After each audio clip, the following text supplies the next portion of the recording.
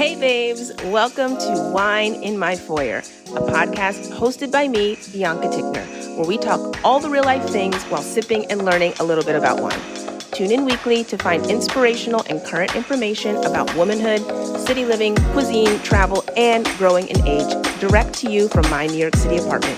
Here we focus on life's beautiful sensory experiences and how we can use them to brighten our worlds. I hope you learn something, laugh a little, know that you are not alone, and most importantly, that you will be inspired to live your most flavorful life. Pull up a seat, join me in my foyer. Hey friends, welcome back to Wine in My Foyer. I'm your host, Bianca Tickner. This is My Foyer. Today I have a special guest on. Her name is Kim Valenzuela, and she's going to talk to us a little bit about how she went from being a stay-at-home mom to the breadwinner in her family. Pretty well in a short period of time. I don't know exactly the amount of time, but she's going to talk to us about how much time it took for her to make that transition. So welcome back, and thanks for listening in.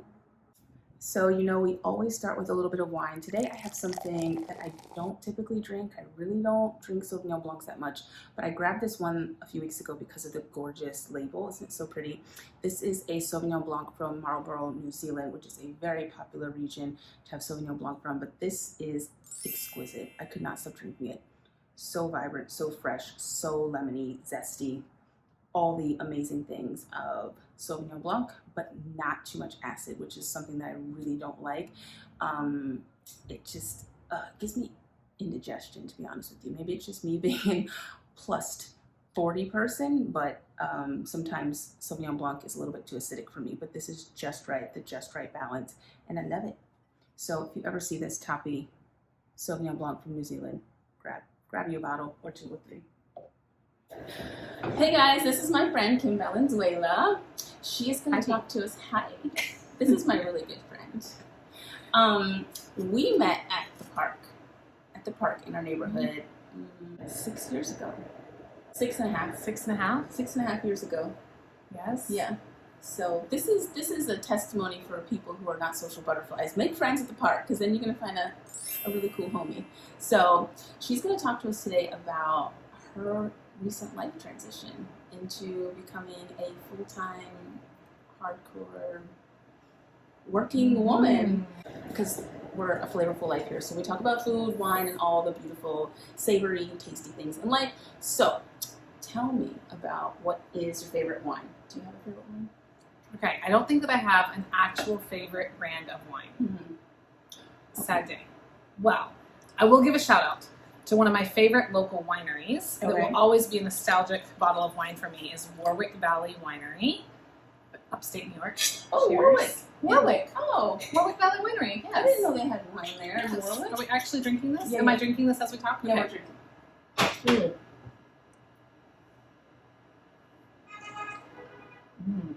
Okay, so tell me what this is. It's Sauvignon Blanc from Okay. Marlborough, New Zealand. I bought this thinking that you would like this. I very much enjoyed this. You like it? I love it. Okay, good. So I love the red wine I love the Merlot at Warwick Valley Winery. Mm-hmm. However, since coming into my 30s, I started getting really bad headaches from red wine. Like sulfites really bother me. Really? Yes, and give me headaches. I didn't know that. And so I have to buy organic wines, and I have to drink less red wine. And so I started drinking more white wine. White wine? Yeah. Oh, interesting. I was just talking about how white wine can be so acidic to me, like Sauvignon Blanc, and it gives me like esophagus stuff. I'm like, this is just a symptom of getting older. The problem. Oh my god. Okay, so favorite wine. What's your favorite food? Okay. So I would have to go in the direction of my all-time nostalgic favorite food is biscuits. Okay. Like if I'm gonna say this is the food that brings me back to childhood home, Mississippi, and to everything that I love about something that's just buttery and flaky and satisfies my every desire, it's a biscuit. Ooh, that sounds sexual.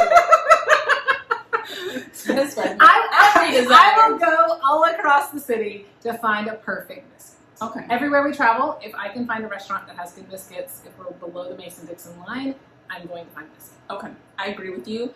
It's like 1-in-1 for me because we were just talking about this before we turned on the camera, and my favorite meal is steak au poivre. which is like it's a French dish. It's like steak with like creamy peppercorn sauce, and it always comes with French fries, and it's delicious. But biscuits are like my number one favorite food, and this is why my oldest daughter's nickname is Biscuit. Do you know, I heard her calling Kaden Biscuit at the park, I think when that first time that we met, and I was really? like, What? oh, this might be sealing the deal. Oh, you were calling out to her Biscuit, and I was like, yep, this is my person. Yes, right cheers here. to that. Yes. What do you think it means? So, as you know, like I just started this brand, but I haven't asked you this question yet, and it's kind of important to me in the sense of like how I'm trying to embody who I am and how I want to live my life. So, what do you think it means to live a flavorful life, or otherwise known as a life well lived? Yeah. I think that the flavorful life for me, it connotes that you are willing to take risks and try new things. Mm-hmm. So I think if something is flavorful when it stands out from the norm, when it stands out from like what you usually have and what you usually see, I'm like, oh, this is so yummy, this is so flavorful, this just draws out everything that I want to experience in this moment that is beyond what I usually cook at home or beyond what I usually experience in my day. And so for me, a flavorful life is a life that's filled with new experiences, with testing my limits, with trying new things, with taking my kids and my family to new places, even if it means it's going to be uncomfortable. Oh my gosh, she's my new brand ambassador. I did not go through the specs with her, but I mean, oh my gosh. There's a reason. Marketing tools.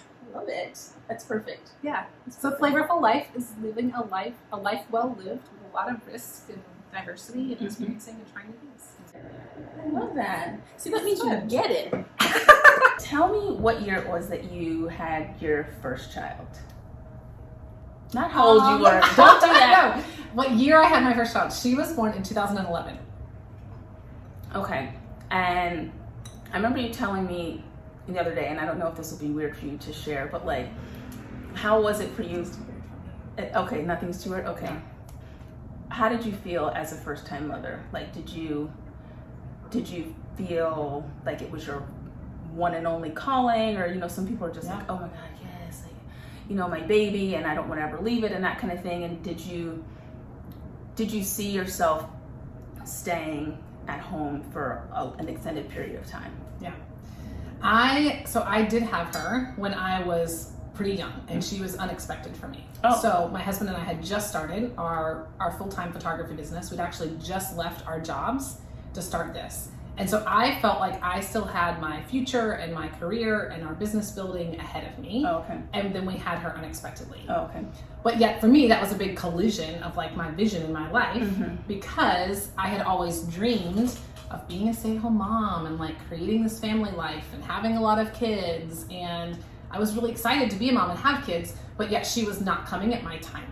Okay, so you're saying that you wanted to build and then stay at home? Yes. Oh, okay. Okay. Yeah. And Like so, I was on like maybe 5 to 8 years from now, I will have children. Oh, really? And then she came. Okay, and then Yes. Right. And then all life changed. Right. And what was that like? Tell me the story about when you were like, something happened. You guys were at a conference or something like that, and you were just like, here you go.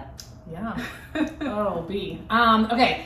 So we were wedding photographers, and we owned our own wedding photography studio. And Anna Sophia was maybe at that like 6 to 8 week mark, and so old enough where we could take her on the road and travel with us to one of our big events that we were doing. And we actually had a babysitter who would come with us as well. But Andres, my husband, had gone on to the photo shoot, and I'd stayed back with her in the hotel because she was just screaming and crying and wouldn't go to the babysitter and wouldn't settle down. And so I ended up not going to the event and staying back with her, and she was just unconsolable. So my husband got back from that event at past midnight, and I just handed him the baby, and I was all decked out, and I went out and I found a bar, and I was several drinks in. And I was like, I can't do this. Yeah, but you were so young though, weren't you? Like 24? I was 23. 23. Oh, Jesus. At that time, I was 23. You were like, where's the club? Where's like all the stuff that I'm supposed to be doing at this age? And we were talking about this earlier. I had no tools. I had no tools to handle the weight of the situation that I was in as a mom and who I wanted to be as a mom with the circumstance that I found myself in and reconcile that with the life that I wanted to be living. Right. Like, I could not reconcile. I couldn't make sense of it. Right. And so I was just like, I gotta get out of here. Right. Nothing to lean on. And I mean, that's a weird thing to say kind of out loud as a Christian person, because it's like, you always have this baseline of like your faith to lean on, but sometimes you need a few other things to add into the mix. Because I think maybe sometimes we maybe even take it for granted. You know, it's like, oh, well, I'm always praying, but I need like maybe something else to add into the toolbox to like help relieve whatever stressor or anxiety might be happening. So, and I think I needed models. Like, I didn't have models for what it looked like to be an amazing mom who also can work and build a career and builds time and space outside of her home. And so I just felt like they were at conflict with one another. Oh, you felt like it was one or the other. It was one or the other. It was one or the other. And I felt like I was in this tension of choosing one or the other. Oh, okay. So how did you get to the point when you finished your business and you guys, there was a point when you were completely staying at home and the business was no longer. And when did that happen, and how long was that the case? For how many years, or would you say? I would say in between, it was about a 4-year period where I really pulled back, and I really was just the primary caretaker of our girls. We had 2 daughters at that point. My husband was starting his job that was here in New York City that was just a lot of time and commitment, and he was gone all the time. Okay. I mean, basically, we saw him on the weekends, and then sometimes not even on the weekends, because he was still working his photography business on the side. Oh my goodness. And he was commuting into the city, and so he was gone like 6 a.m. to 8 p.m. And so that was about a 2 to 3 year stretch where we were managing that, and it was back and forth. And so I was like, I'm home, I'm staying with our girls, this is my work for this season. Right. Yes, but then I was just really burning out. Like, I was really like, I could not handle the stress of holding our business and holding being a mom and like reconcile those two at the same time. And so then I pulled back a lot, and I really just invested in being a stay-at-home mom. And I told my husband, basically, I quit our business. Like, I can't take this right now. And that was also because he and I had not negotiated the difference of what it means for me to be a working mom.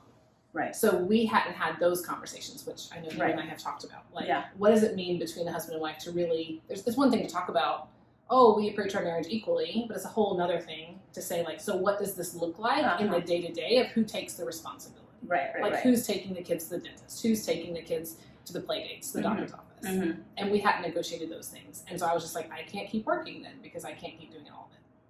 Oh, that's interesting, because it was like, I'm working, but I'm also having to do 100% of the quote unquote mothering. Yes. And household care and family care. Yeah. So it's 2 jobs. And that's so common for so many people. Yeah. And it's really, oh yeah. But you're so much on the other side of that now. And it's so funny. It's so wild. Okay, we'll get there. It's so different. It's so wild. Like, who took the girls to the doctor today? And the dentist today. Both in one day.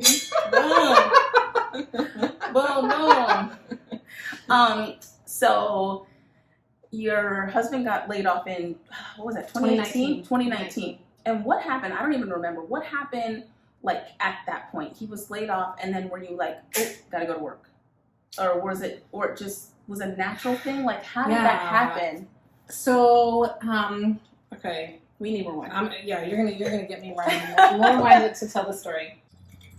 I had started recognizing that I was not, how do I say, I was not cut out. It was not like fulfilling all that I had been made to be by, and I'm not gonna say by just, I was not fully expressing myself and my giftings and my leadership by staying at home with my girls. And there was a part of me that wanted to say, I'll stay at home and parent my girls, and then I'll be the leader, the director, the career person that I know that God has made me to be. But yet it was actually a mentor in my life who was like, but Kim, then you're robbing them of the opportunity of learning what it's like to be a mom who also leads. And robbing them of showing them you living in your fullest self.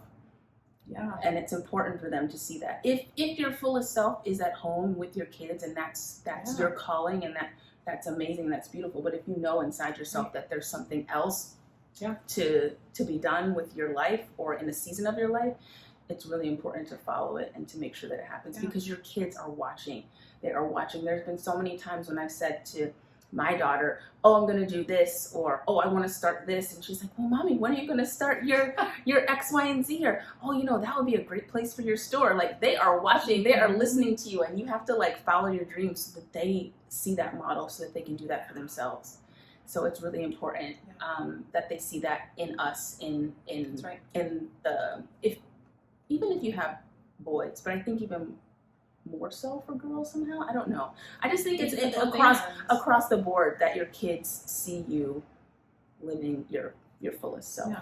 And I think that's the difference of the stereotypes or the projections that we live under. And like what you said, as far as my own mother was just so fulfilled in watching out for us and taking care of us. And in helping my dad, she supported him a lot in his business. But for me, there was just an underlying expectation that in order for me to be as good a mom as my mom was, I needed to stay at home. I needed to have my kids as my primary people to care for. I remember you wrestling with that a lot. You wrestled with that for years. You're like, but I have to stay at home and I've got to cook the dinners and I've got to do these things because that's what my mom did. Yeah. And she's such an amazing mom, and so therefore I have to do it just like that. Yeah. But there's multiple colors in the rainbow. There's multiple ways to be a good mom and to model that for your kids. So, and what you said, like, we are the best moms to our kids when we are living in the fullest version of ourselves. Mm-hmm. And for me, that took some time to kind of be able to own and recognize that this is me expressing the fullest version of who I am. Mm-hmm. And that's the greatest gift that I can give to my kids. Yes. So we did a little tangent, but it was a good tangent. Do we ever not talk in tangents? Like, have a continuous thought? No. No. I watch Mel Robbins sometimes, and she's like, I have late diagnosed ADHD, and I'm always like, do I have that? I'm like, God, I can never stay on one thing, and I'm just like, my brain just jumps around like a cat. I'm like, maybe I have it. I think it's because we finally get together with each other and we're like, hey, and this and this and this and this and this happened, and now we get interrupted, and we're back to this. Okay, so we're gonna go back. Okay, we were talking about when your husband got laid off, and then what was the transition between you going into work? So it wasn't cold turkey. Okay. So I had this kind of progressive evolution. I had mentors speaking into my life saying, Kim, you need to be the fullest version of yourself. Don't wait. Now is the time. Mm-hmm. Someone actually specifically was like, I don't think that you're happy in this state that you're in right now. And so you need to step back in and start contributing and giving of yourself. So I did start working. I started working first in our church, and then I started working for the office I'm now part of. It's called the Metro District, and it's like a church support network oversight group. And so I was working part-time. When he lost his job, you were already working? I was already working part-time. Okay. But I was working so much part-time that I only went into my office one day a week, and everything else was remote and at home. So I was still managing all of our family life, all of our kids' lives. My husband still had the big job. But I was still just holding it all together and kind of doing this as like mommy's project to keep her busy, to give her something to contribute to. It's a little bit more than that. I'm discrediting it probably more than I should. But still, it was very part-time. It was very part-time salary. It was very part-time hours. Mm-hmm. And I was still managing everything that I had been before. Right. He lost his job. And when my work heard that he had lost his job, they preemptively approached me and said, hey, at the end of this year, that was in September, at the end of this year, we were planning on offering you a full-time job here. And would you be willing to take that so that you guys don't move, don't make any drastic decisions, like we want you to know this is available for you. And it was a significant, like, it leveled the playing field with where we had been with my husband's role. And so, immediately you were already earning more than he was? Yes. Just from that one bit. As soon as he lost his job, I was offered a full-time role and opportunity and everything to come into it. Yeah. And for me, like, that was just a testimony that I had been, that I had more potential than I was realizing for myself. Mm-hmm. And that other people saw it, and it was taking me a lot longer to catch up and see it for myself. Mm-hmm. Like, it took that moment for me to recognize, like, oh, I have more to contribute than I'm giving myself credit for. Yeah. Why is that always the case? Why does it take somebody else to tell us that we're good in order for us to believe it? Why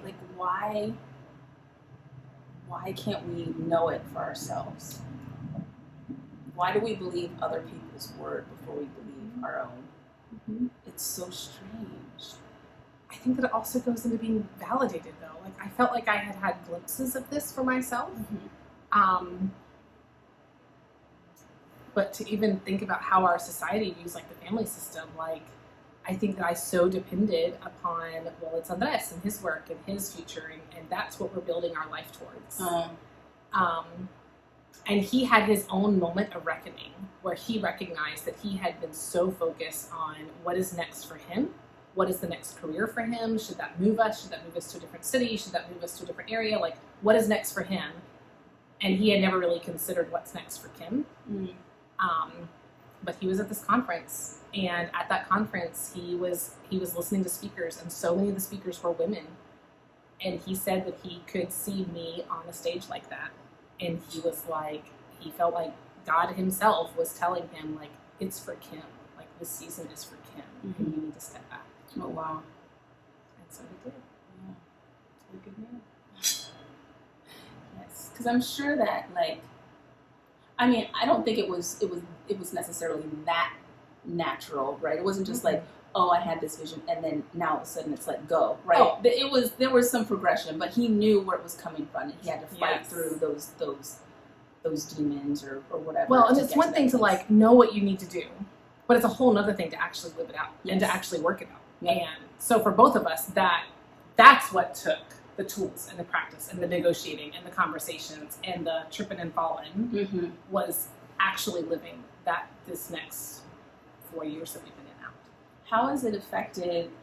So now what you just spoke of was your first role, but you are now 2 or 3 promotions beyond that.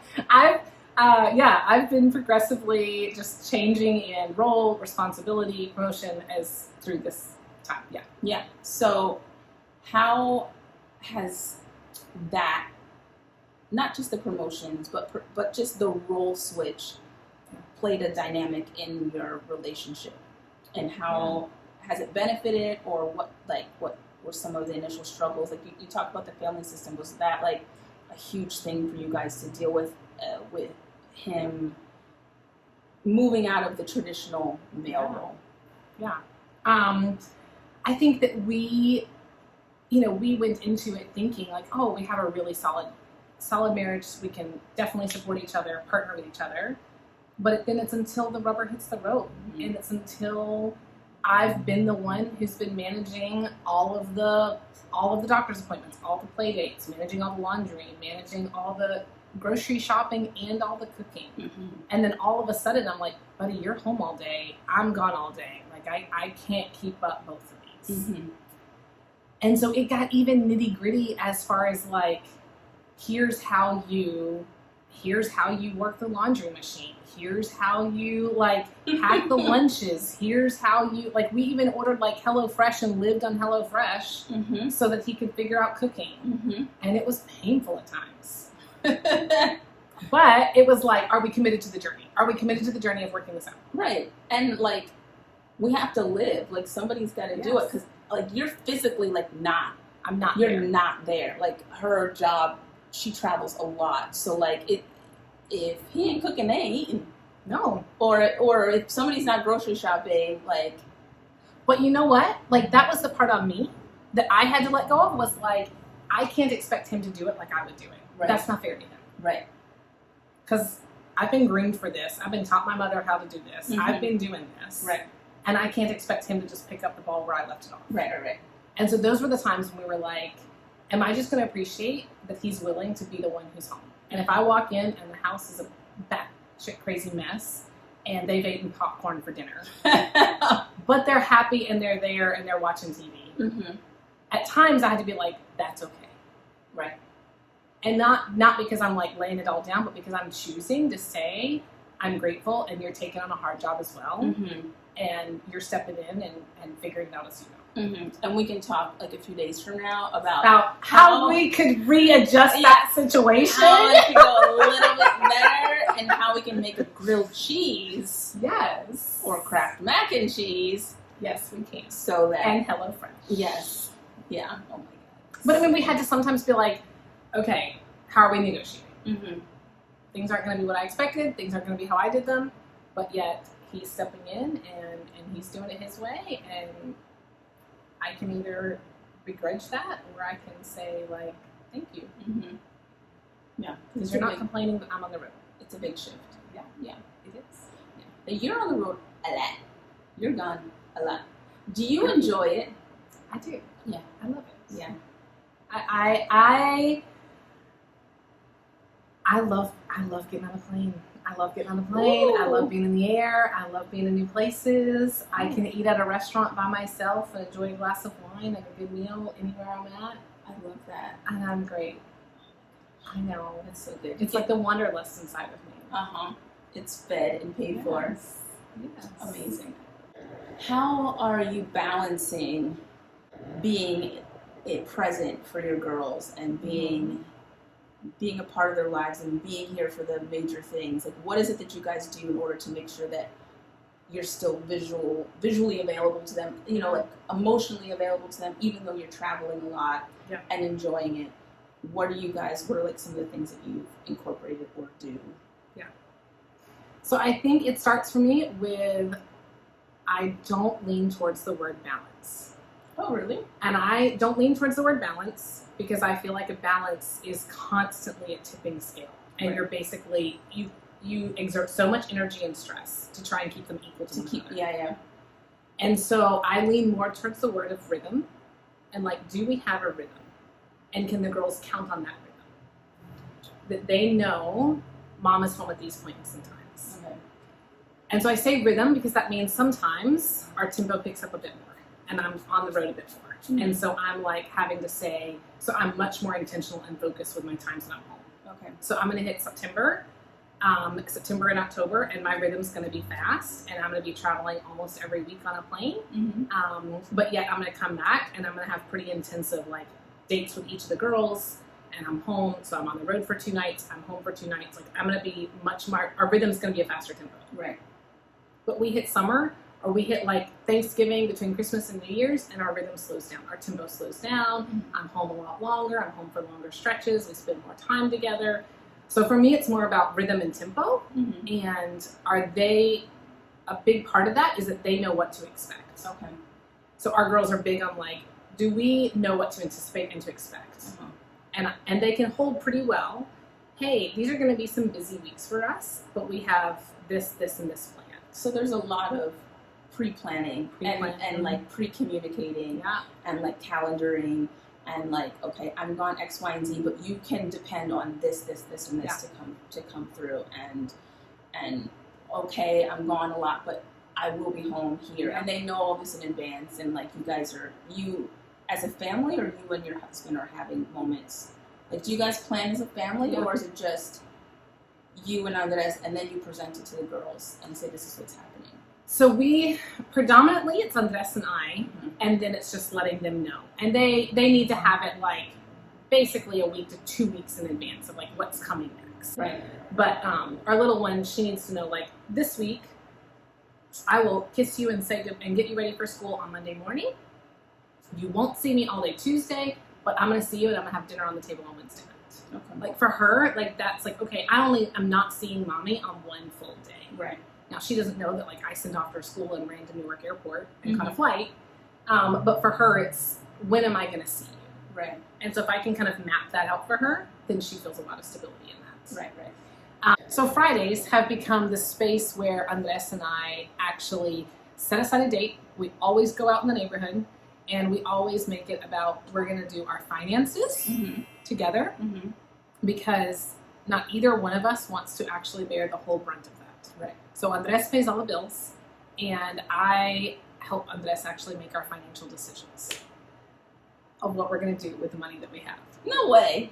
Yeah. No. What? There's no. What about that? No. No. Okay, we can cut this if you want to, but like I thought from the way that in the situations when I've been around you guys, Yes. I thought that he was the one because he's always like, I don't want to do that, I don't want to do that, or I don't want to do No. it. So you're in the background. I help us make the big picture decisions of where we're going with our finances. And Andres helps us to stay on track. Okay, so he makes the little day-to-day decisions, or not little. He manages all of our bills. Okay. And we keep up with like a spreadsheet. We have a financial planner and coach, and he keeps up with that stuff. Okay. And then we come together and we make decisions. And that's also the same time that you guys plan for We when plan. you're going We do away. calendar. We do check-ins with each other.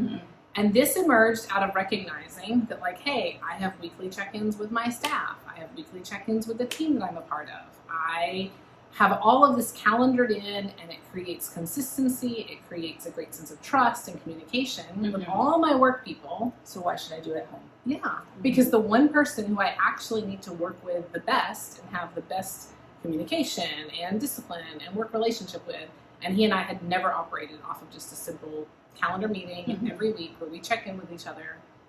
And so Fridays has saved us. Yeah. And we make a date out of it, and we always go to one of our favorite spots in the neighborhood. Yep.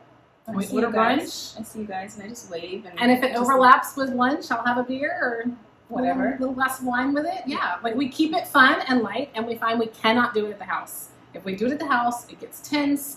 It gets about other things. We get distracted. We're not paying attention to one another. Right. The laundry, the this, the that, whatever. It's smart. It's smart. And like Steve and I, my husband and I have said, like, oh, we kind of want to adopt that into our habits because it's healthy to just like level the playing field outside of the house. Yeah, we can't raise our voice. You can't find a restaurant. Like, I mean, you could, but it's also our neighborhood, so someone's gonna know me in that spot. Yeah, so happy and like so. It's just like, oh, we're all gonna be on our best behavior, and we're gonna sip our wine and sip our latte, and everything's fine. And we're gonna talk about our finances. Yeah. Which can be really heavy stuff sometimes.